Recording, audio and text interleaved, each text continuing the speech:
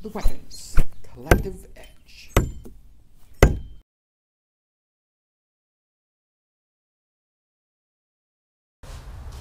Welcome to the Weapons Collective Edge. Today we're going to go over the 9-section whip chain, and this one here I've actually sharpened, so a little bit on the more deadly side as far as swinging this, but the sections, each one is linked together with 3 links. There's various styles of these, and this one just happens to be that way. They come in 7-section and 9-section. This one here is 9. So if I take away the point and the handle, there's 9 links in here. 1, 2, 3, 4, 5, 6, 7, 8, and 9. So the whip chain can usually have a flag on the end, piece of fabric. So when you're using it,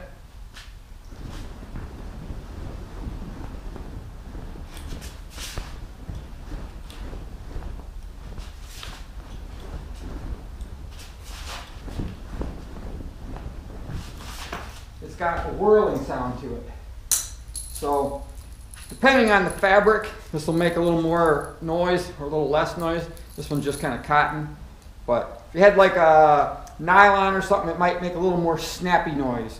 This one here is just a quick one I put on. Normally I don't have a flag on it, but it adds an extra boost of cool sound, you know, that normally you wouldn't hear the chain moving. So that's what the flag is.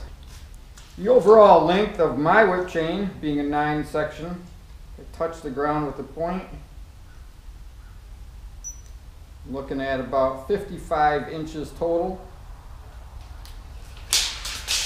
And if I hold it here and I get my point to touch, I'm at about chest level. So I could probably go 1 length less right there, and I'd have less chance of hitting the floor. But in this case, this is what I've got. So a 7-section might be a little bit better for my height. This is what I've got on this one. Now, I'll show a little closer view of this. So there's our point, our dart. This is heavier than the links. And then the handle, it's just got a swivel in here. If this was made, I want to say a little more professionally, might probably have ball bearings in here to have that swivel real nice. It's got another spot down here where you can put a flag in your hand. That way, if you're doing double-ended stuff where you're swinging here, you can see which end is which when you're doing that. So I don't have a flag attached to that end, but that's on that.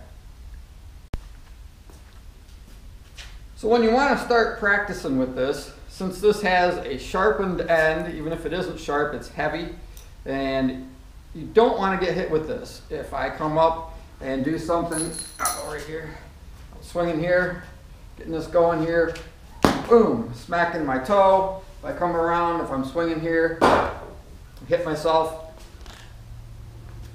not good. So that's where, when you first practicing this, I put together something that is just a handle. This is PVC, wrapped it with some athletic tape and paracord, and I grabbed a heavier rubber ball. So if you can hear it, it's a little more rubbery instead of just a tennis ball. Adds a little more oomph on the end, so when I get hit, I know I got hit, and that's the danger with this weapon, so you want to make sure you don't. So it's a little bit of a deterrent not to get hit. I tried to make it the same length.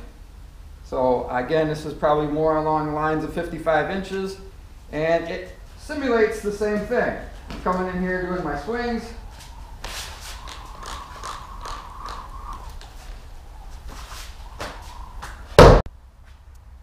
So when I was doing that swing and I lost control of my handle, it got stuck in there after, as you can see there. So again, another one of the dangers of this weapon. It is a constant moving weapon that can cause problems. So as I showed you, letting this thing go is a dangerous thing.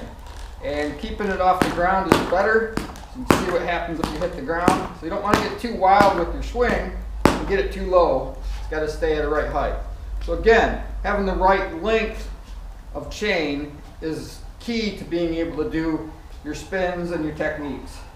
So, and if I stop, I need to make sure I have the ability to move when I'm doing those swings. Anything that I do that abruptly impedes it, it just ends up wrapping around more. So if I'm coming in here and swinging and I want to stop this, I got to put the brakes on and hesitate. So like give it some slack. The advantage of the whip chain, being this is a simulated one, is distance. So I'm at, with Bob here, I'm at fighting distance. I'm at a distance where I've got some distance between us that I make one move and I'm there.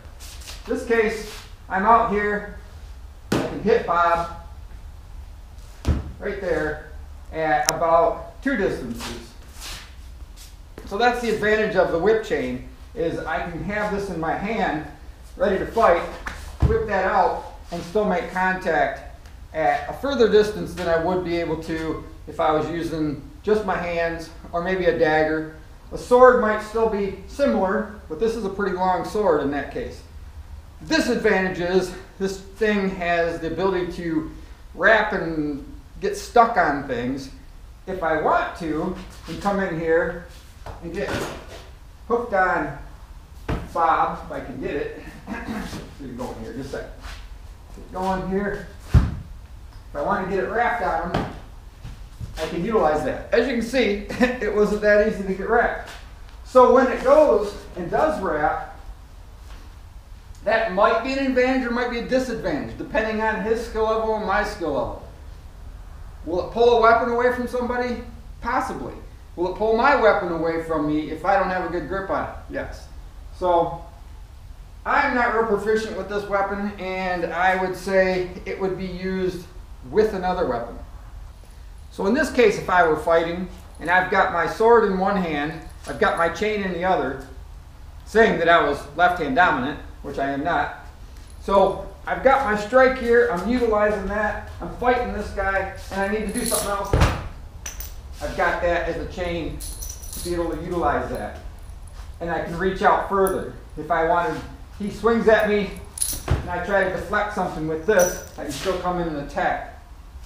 Personally, that for me would be where I would think this chain would be effective. Somebody who's completely proficient with it will have a much better just with the weapon. And that striking surface, the point, when you flip that out, you can stab with it.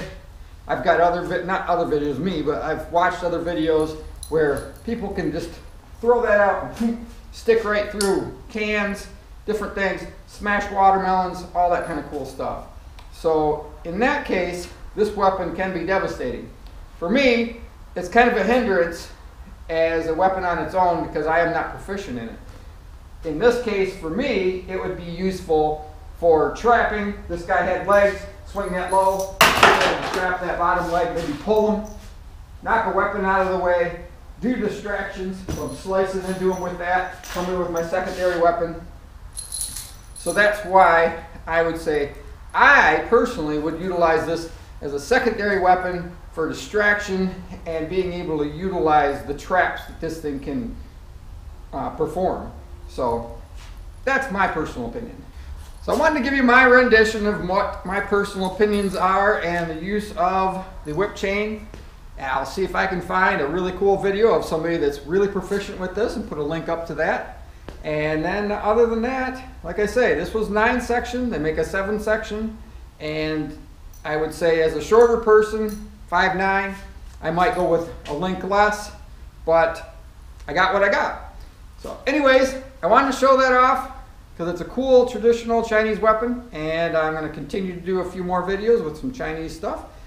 That's what I wanted to put up. Here it is, and I will see you later when you hopefully subscribe. Talk to you later. Bye.